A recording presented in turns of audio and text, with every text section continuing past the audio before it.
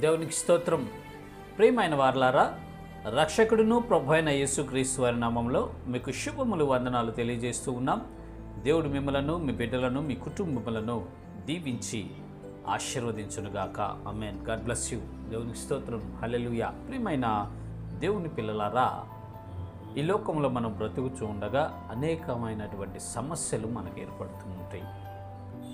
కుటుంబంలో మరి ముఖ్యంగా బిడ్డలకు, మనకు వ్యాధి బాధలు, ఇరుకులు, ఇబ్బందులు, ఆర్థిక లేమి, రకరకాల పరిస్థితులు, రకరకాల సంభవాలు ఎదురవుతాయి. కొంతమందికి ఇవి ఎక్కువగా ఉంటాయి. ఎప్పుడు శ్రమతోనే ఉంటూ ఉంటారు. కొంతమంది ఎప్పుడు బాధల్లోనే ఉంటూ ఉంటారు. కొంతమంది తక్కువ శ్రమను అనుభవిస్తూ ఉంటారు. మెలకువగలిగి వారు ఆ శ్రమలను తప్పించుకుంటూ ఉంటారు. ప్రియమైన దేవుని పిల్లలారా, ఏది ఏమైనట్టుకని మనం ఈ భూలోకంలో, ఈ మానవ జీవితంలో, ఈ శరీరంలో మనము జీవిస్తూ ఉన్నాం కాబట్టి సుఖము, దుఃఖము, కష్టము అన్నీ మనకి వస్తూనే ఉంటాయి. చీకటి, వెలుగు మనకు ఉంటూ, చీకటి అంటే శ్రమ మనకి కలుగుతూనే ఉంటుంది. అయితే మనము దేవుని యందు నిరీక్షణ ఉంచినప్పుడు, దేవుని యందు మనం విశ్వాసం ఉంచినప్పుడు, అలాంటి చీకటి పరిస్థితులు, అలాంటి దుఃఖ సమయాలు, అలాంటి ఆపద సమయాల్లో కూడా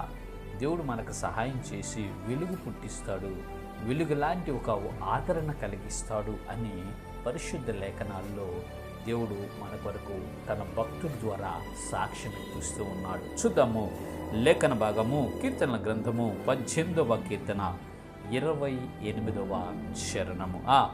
నా దీపం వెలిగించువాడు నీవే, నా దేవుడైన యెహోవా చీకటిని నాకు వెలుగుగా చేయును. దేవునికి స్తోత్రం. హల్లెలూయా.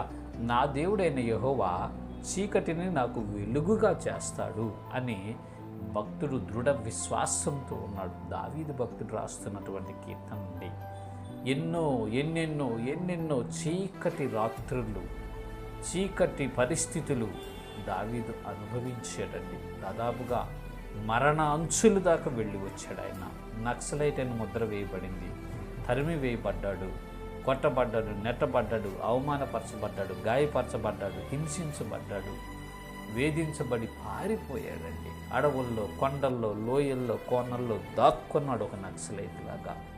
అనేక రకాల బాధలు, సమస్యలు వచ్చినప్పుడు, చీకటి పరిస్థితులు ఏర్పడ్డప్పుడు దేవుని యందు విశ్వాసం ఉంచి ఉన్నాడు కాబట్టి అలాంటి చీకటి పరిస్థితులన్నిటినీ దేవుడు తారుమారు చేసి వెలుగుగా ఆయన నిన్ను మార్చాడండి. ఆ ఆపదలన్నీ తొలగించి క్షేమముతో దావీదును నింపి ఉన్నాడు కాబట్టి సాక్ష్యం ఇస్తున్నాడు. ప్రియమైన దేవుని పిల్లలారా, ఓ విశ్వాస వీరులారా, ఓ సహోదరి, సహోదరుడా, మీ జీవితంలో సంభవిస్తున్న శ్రమలను బట్టి, కష్టాలను బట్టి, ఇరుకులు, ఇబ్బందులను బట్టి, అనారోగ్యాన్ని బట్టి, ఆర్థిక పరిస్థితులను బట్టి, అసమాధాన పరిస్థితులను బట్టి కృంగిపోతూ ఉన్నారా? అయితే దేవుడు మీతో మాట్లాడుతున్న మాట ఏంటంటే, ఆయన అలాంటి చీకటి పరిస్థితులన్నిటినీ వెలుగుగా మార్చబోతున్నాడు.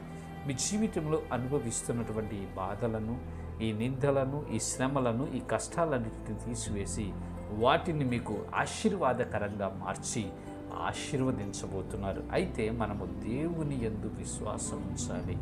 దేవునికి మన పరిస్థితిని అప్పగించి దైవ చిత్తంలో మనము నడుచుకోగలిగినప్పుడు చీకటికరమైనటువంటి పరిస్థితులు కూడా వెలుగుమయంగా మార్చి, దేదీప్యమానంగా వెలిగించి మనకు ప్రయోజనాన్ని, అనేక రకాల మేలును చేసి మనలను తృప్తిపరుస్తాడు. ప్రియమైన దేవుని పిల్లలారా, కాబట్టి దేవుని యందు విశ్వాసం ఉంచండి.